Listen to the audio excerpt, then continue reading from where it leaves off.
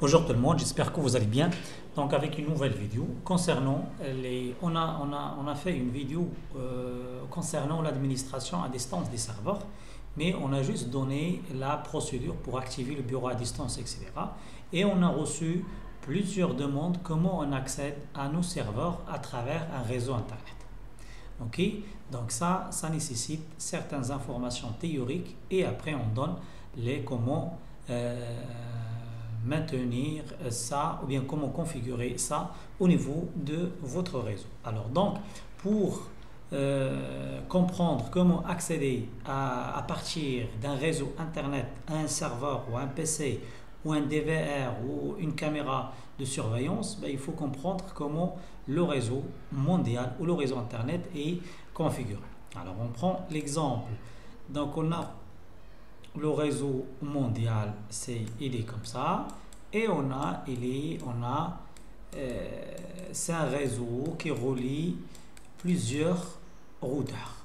Ok, c'est ça l'architecture. Et ces routeurs là, ils sont connectés, comme ça on explique aux étudiants. Voilà.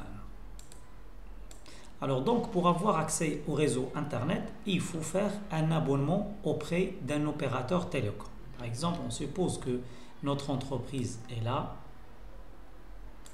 Alors pour avoir ABC, pour avoir accès à ce réseau-là, ben, il faut faire un abonnement. Il faut faire un abonnement et relier votre entreprise à travers un périphérique qui est le routeur. Ok. Donc on achète un routeur ou on prend le routeur de chez l'opérateur télécom et on fait un abonnement. Et l'abonnement se fait avec donc notre routeur, il est connecté avec le routeur de l'opérateur. Par exemple, on prend l'exemple de Maroc Télécom. Ok. Donc ça, et après on peut diviser ou partager la connexion à travers des switches au niveau de notre réseau. Clair?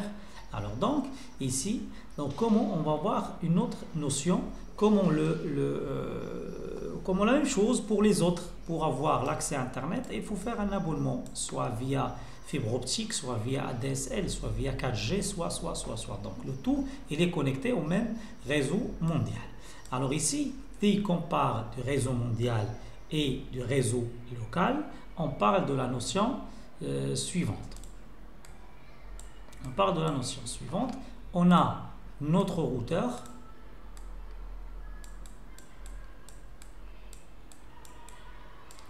et on parle du nuage.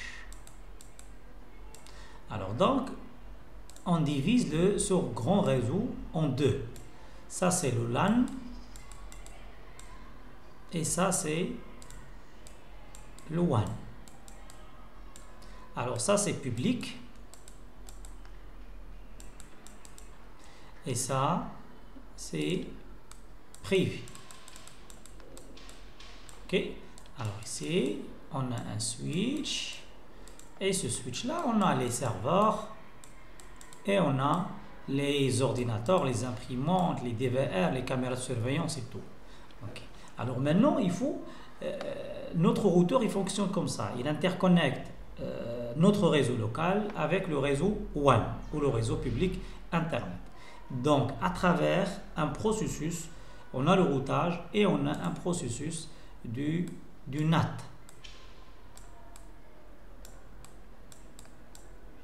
Alors le NAT, c'est la transformation ou la translation d'un réseau, d'une adresse IP privée vers une adresse IP publique. Alors donc notre routeur pour aller vers Internet, il doit avoir une adresse IP publique.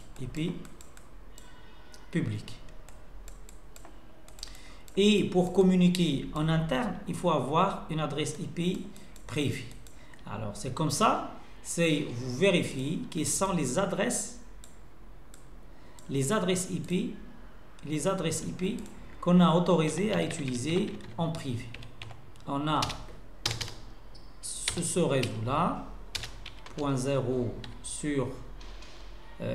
sur 16, 100 72.16.0.0, je pense, 0 sur 12, et on a le 10.0.0.0 sur 8. Alors, ce sont les plages autorisées à utiliser en local ou en privé. Alors, en public, on utilise le reste des adresses. Et le NAT, il fait la... comme vous le... Je ne vais pas rentrer dans trop de détails ici, mais ici dans le public, on utilise généralement une seule adresse IP pour naviguer sur Internet. Mais en privé, on a chaque périphérique a une adresse IP. Alors, qui va jouer ce rôle-là, qui va faire cette traduction, c'est le service NAT. Alors, le NAT, il va prendre une adresse IP privée, il va le convertir en une adresse IP publique, il va accéder à Internet, il va récupérer, il va transformer ou rendre la réponse au périphérique au niveau LAN. Alors maintenant, pour l'accès à distance, il faut configurer le NAT. Par exemple, c'est par défaut, tous les périphériques en LAN, ils peuvent aller faire Internet dans ce sens-là. Ok? Alors l'inverse, il est bloqué par défaut. Ok? Alors maintenant, c'est quelqu'un pour arriver au sujet de cette vidéo.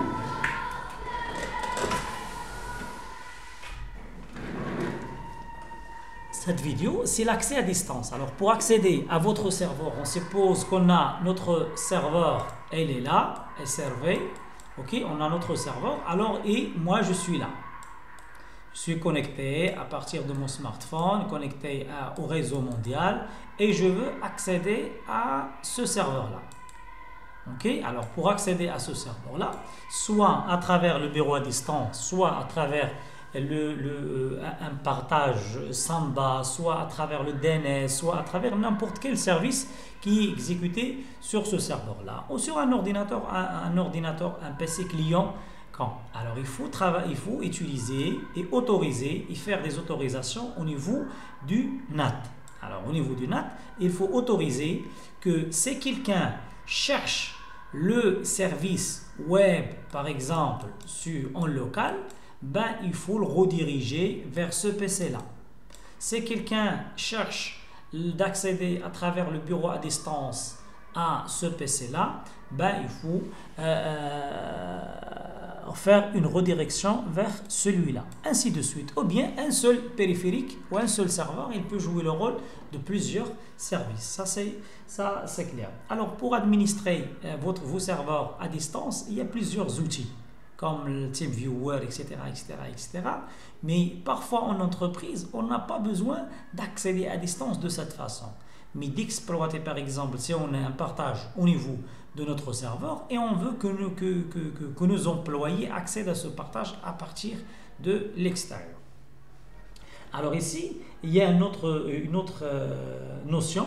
Alors que on va voir ici dans qui administre les adresses IP ou qui configure les adresses IP au niveau du local, c'est l'administrateur réseau ou le responsable informatique au niveau du côté LAN.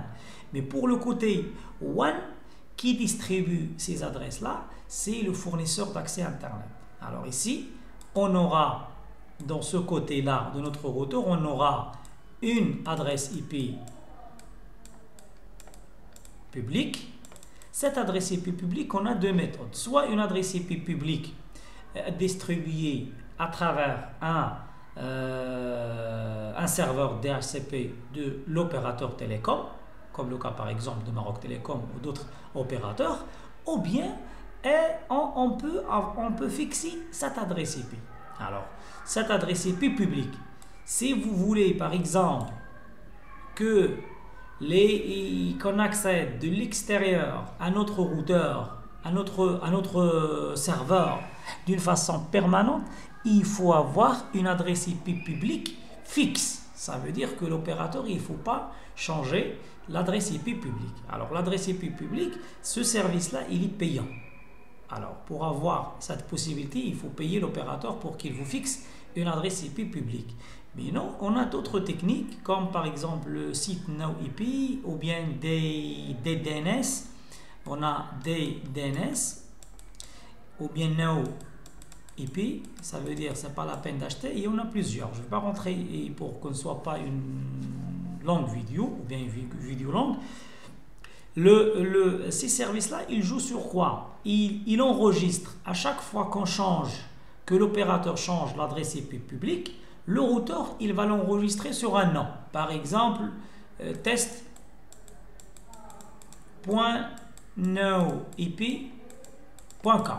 Alors à chaque fois moi que je tape test.noip.com, le système il va me rediriger vers l'adresse IP publique affectée à mon routeur et comme ça je peux accéder à distance. Alors maintenant il reste, je pense que la partie théorique, parce qu'il faut comprendre ça, mais dans la pratique c'est pas compliqué à configurer. C'est pas compliqué à configurer, mais vous devez avoir ces notions pour aller vers le. Alors maintenant on va accéder à une configuration d'un routeur et ici on aura besoin de plus d'autres informations. On suppose c'est ça notre routeur. Alors vers le routeur, sur quel, ça c'est un routeur n'est pas configuré, c'est un routeur initialisé, mais il faut chercher sur votre routeur. Généralement on trouve ça dans le paramétrage avancé, comme ici. Ça c'est un routeur D-Link, c'est une version très ancienne. Ok. Et ici on a par exemple le réglage des VLAN, DNS, le pare-feu, DMZ, la DSL, le Wi-Fi, etc. C'est un réglage avancé. Il faut chercher le port forwarding. Le port forwarding, ça veut dire quoi? Alors ici, donc on doit parler de cette notion. Port TCP,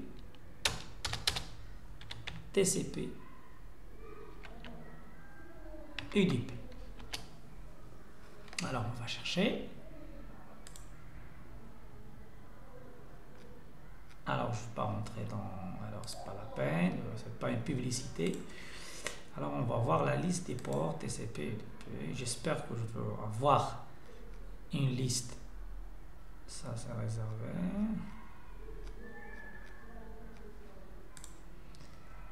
Alors je vais pas tester ça. Le protocole Wikitech. Ah oui, très bien. Alors ici on a l'FTP. L'FTP il travaille avec le port 20. Et on a l'FTP, il utilise le 20 et le 21. Le 22 c'est l'SSH, Telnet 23, les SMTP, DNS, DHCP, TFTP, l'HTTP, le web, le POP3. Alors on a ces ports-là. Ça signifie quoi? Ça signifie que là, je vous donne une information très importante. Alors je vais monter un petit peu. Alors on a ce serveur-là. Ok, on a un serveur. Alors ce serveur-là, il peut exécuter combien de services? 1, 2, 3, 4, plusieurs. Alors il peut exécuter plusieurs services. Il peut exécuter DNS, DHCP, l'FTP, le web, ainsi de suite. Vous pouvez tous les services réseau. Alors donc, généralement, ce serveur-là a une seule adresse IP. Généralement, on peut configurer plusieurs adresses IP pour ce serveur-là, mais on peut, généralement, on utilise une seule adresse IP. Alors maintenant, comment le serveur distingue les services? Alors c'est moi, je vais appeler ce serveur-là avec son adresse IP. Il va le rediriger à quel service? Est-ce qu'à DNS, à DHCP, etc. Alors ici, on parle de la notion, le couple adresse IP, port. Je ne vais pas entrer dans trop de détails. Alors, si je tape l'adresse IP 2.80, alors le port 80, c'est le port d'écoute du serveur web par défaut, HTTP. Alors, si je vais appeler ce serveur-là avec son adresse IP et le port, je précise le port 80, la redirection, il sera vers le serveur web. Alors, si j'utilise l'adresse IP de point, c'est juste une façon d'expliquer. Sur le web, vous avez vu la vidéo qui explique le serveur web, vous allez trouver que si vous tapez l'adresse IP de point, le port, bah ça signifie. Mais ici, par exemple, c'est juste pour, si je précise ça, l'adresse IP avec le port 53. Alors le port 53, c'est pas l'utilisateur, c'est pas toujours l'utilisateur qui le précise. Même les applications, par exemple, si j'utilise le client Skype, alors Skype il va utiliser des ports. Alors ces ports-là, il utilise la communication. Donc la communication réseau se fait avec l'adresse IP et le port. Alors si moi je vais au mon application contacte mon serveur avec son adresse IP et en précisant le port, alors le serveur il va le rediriger cette demande vers le service DNS. J'espère que c'est clair. Alors maintenant, cette notion de port est très importante parce que dans le routeur, on va configurer ça. Alors on va revenir vers le routeur. Et le routeur, il faut chercher port forwarding et il faut configurer ici, ajouter. C'est simple à configurer, mais vous devez avoir ces notions solides pour comprendre les choses. Alors il faut cliquer sur ajouter.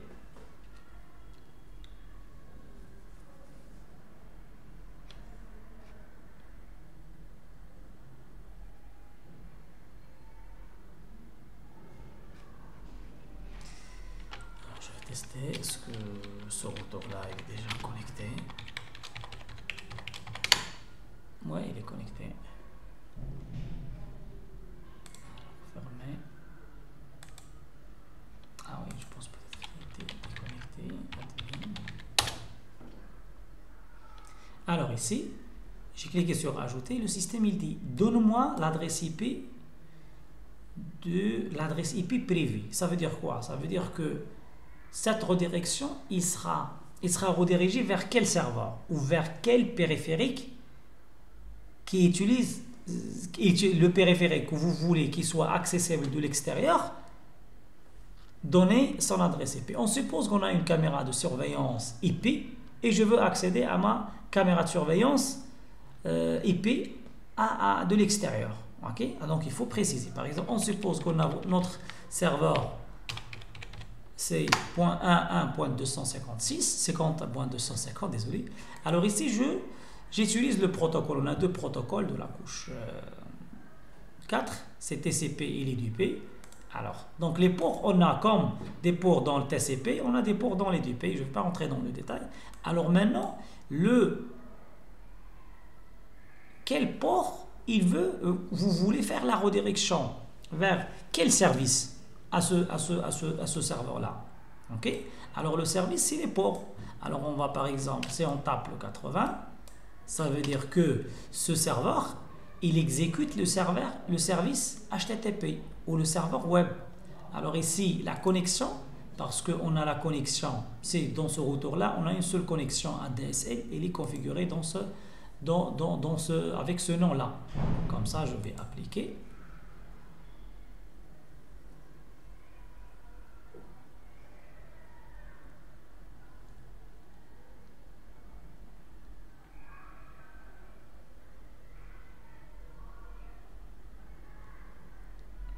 Alors, c'est une information, il dit que vous pouvez configurer 12 entrées ou 12 serveurs. Alors, comme ça.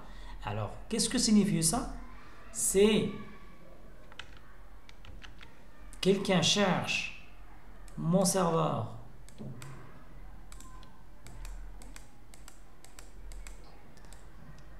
C'est quelqu'un cherche mon serveur. Il connaît mon adresse IP publique. Il tape mon adresse IP publique sur son navigateur, ben le système, il va traverser le réseau Internet pour arriver à mon routeur là. Et mon routeur, il va voir quoi? Il va voir la table port forwarding pour vérifier à quel PC ou à quel périphérique en local on va rediriger cette requête. Alors donc, il va le rediriger au PC qui a l'adresse .250 et bien précisément pour quel service? Pour le service qui s'exécute sur le port 80. Par défaut, c'est le web. Ok? Et le routeur, il va le rediriger vers ce routeur, sur ce PC. Clair? Alors maintenant, on peut ajouter d'autres par exemple, si on a un serveur, un partage SMB, MySQL, Oracle, SQL Server, VNC, etc. Donc, on peut configurer HTTPS, le tout, l'LDAP, l'Active Directory et l'SNMP. Et il y a plusieurs. Donc, j'espère que c'est un serveur de temps. Donc, ici, je peux configurer une deuxième redirection. Ok, la redirection de port, c'est ça son nom technique. Je peux configurer une deuxième, une troisième. Donc, pour ce retour-là, il accepte 12 redirections de port. J'espère que c'est clair. Alors, j'attends le...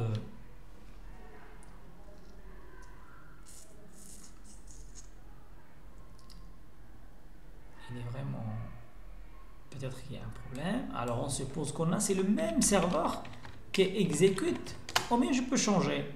Qui exécute le serveur DNS. 53.